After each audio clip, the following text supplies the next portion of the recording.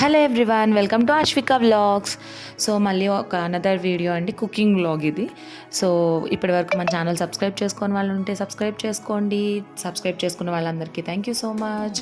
So కొత్త కొత్త వీడియోస్తో మళ్ళీ మేము ముందుకు వచ్చేసాను.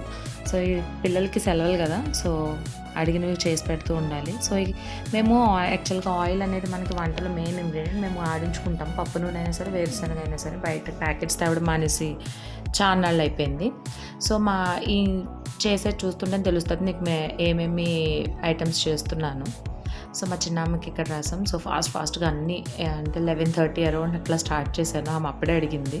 సో నేను కర్రీ వేరే ఏదో ప్రిపేర్ చేస్తుంటే మనకి ఆర్డర్స్ వస్తాయి కదా, సో తప్పక చేయాలి. సో యాజ్ యూజువల్ ప్రాసెస్ గుత్తొంకాయకి అండ్ వెజ్ బిర్యానీకి ఎట్లా చేస్తామో సేమ్ అట్లనే. కాకపోతే ఏంటంటే మనకి టైం చాలా తక్కువ ఉంది. బట్ ఓకే, చేయగలిగాను. టైంకి అయిపోయింది, 1 o'clock అయిపోయింది.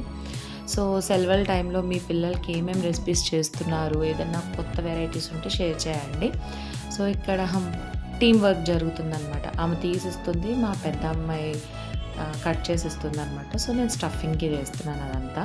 సో గుత్తొంకాయ కోసం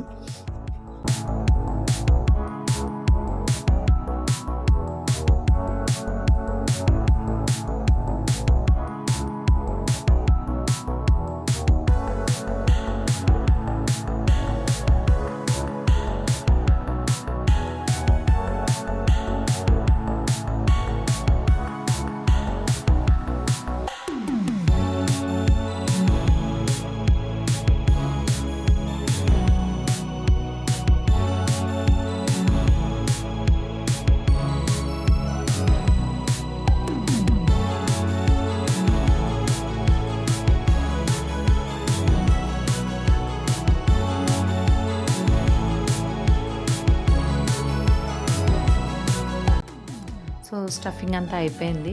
సో ఇంత కష్టపడి చేస్తాను, మా వాళ్ళు తింటే చాలు.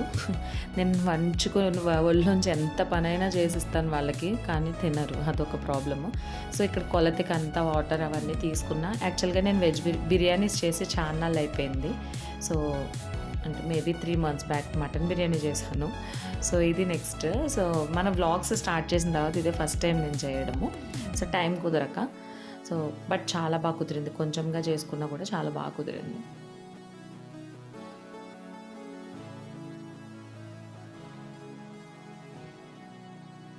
ఇప్పటి వరకు నన్ను సపోర్ట్ చేసి సబ్స్క్రైబ్ చేసుకున్నందుకు థ్యాంక్ యూ సో మచ్. ఇలాగే మంచి మంచి వీడియోస్తో మళ్ళీ కలుద్దాం. Thanks for watching, thanks for subscribing. Thank you, bye.